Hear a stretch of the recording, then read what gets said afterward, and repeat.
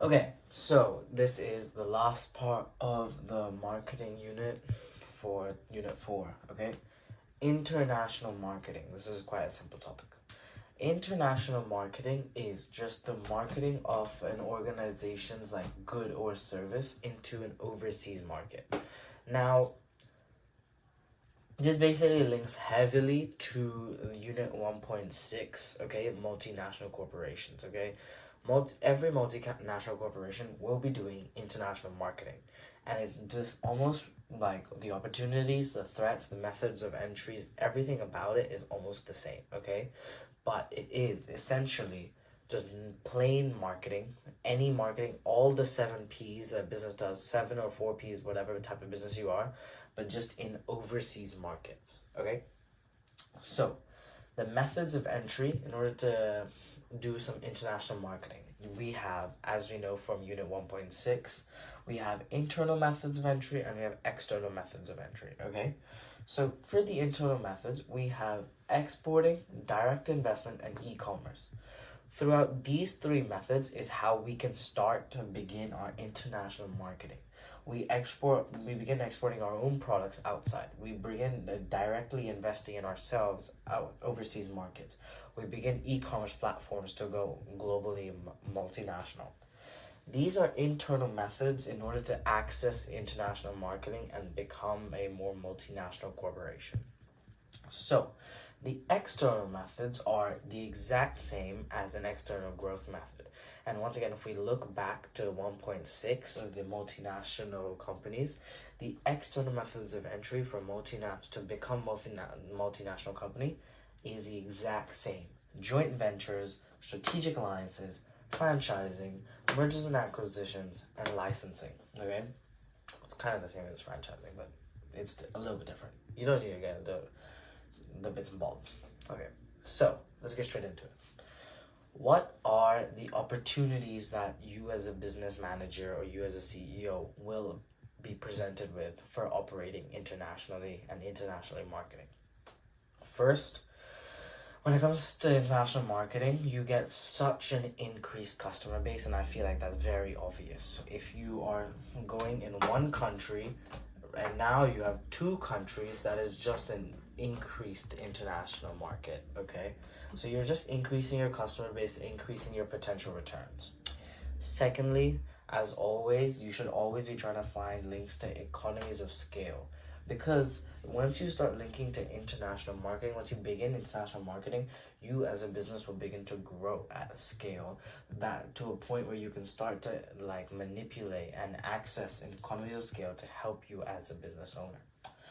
Third, international marketing gives you a greater brand recognition, because once again, you are targeting yourself, you're exposing your brand to a greater number of potential like viewers, potential consumers now. Fourth, this kind of links the economies of scale. If we look back, risk-bearing economies of scale, but it helps you spread your risks, because now if I was Tesla, okay, I'm not only stuck in America, I'm now in Europe as well. And now I'm marketing in both countries, so I fail in US, I have Europe to back me up. Fifth, I get insanely wider distribution channels. There's so many more ways that customers can access my products, and I can deliver my products to other people now. Okay? And then that will just overall help me lead to more economies of scale. Sixth, international marketing is a form of extending your product life cycle. If the iPhone was beginning to die and it was only released in America, and then I begin to release it in Europe now, that is extending the product life cycle of the iPhone, because now it becomes a new new gen product in Europe, and it extends the product life cycle, keeping it at that maturity stage for longer. And seventh, most obviously, you will gain more profits because you will have an increased customer base.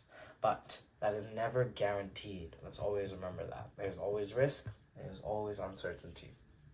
Now, when it comes to the threats for international marketing, we have to look towards Steeple. Back when we looked in our BMT, I think BMT number 2, Steeple is all the external factors of a business should consider in order to figure out their threats and opportunities. Okay, so if we look to this deeper, our social factors, different socioeconomic and demographic conditions of a different country or different overseas market could be a threat.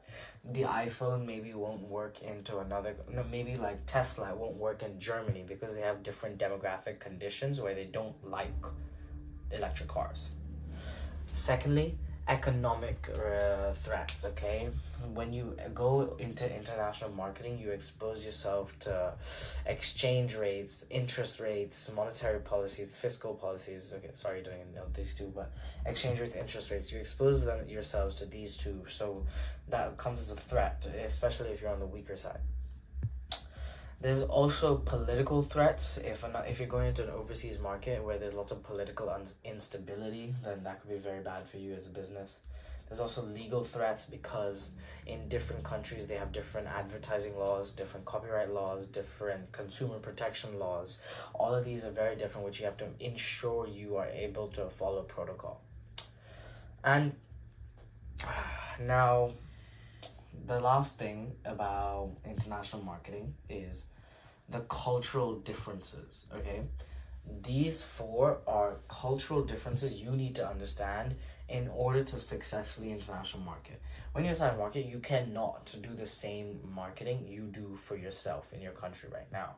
You have to ensure that you are taking factors of taking consideration of your cultural exports.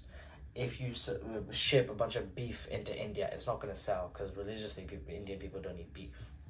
You also got to take in the fact of their language.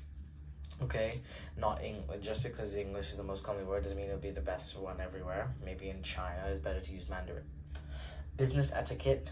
Countries have different etiquette when it comes to business deals, business practices, and just plain ethics, because every country views those different people, different ethics, different issues differently. Now, to grasp this, I think one thing to grasp this all together is when it comes to international marketing, you truly have to understand the local context of the overseas market you're going. It is vital that marketers don't assume people in overseas market, okay, before or they don't assume them as the same as the people in their own home country, okay? Because if I assume that the overseas market I'm going to try internationally market into is the same as my home country, I will fail because there are all of these cultural differences which I need to consider. And that's it for Unit 4.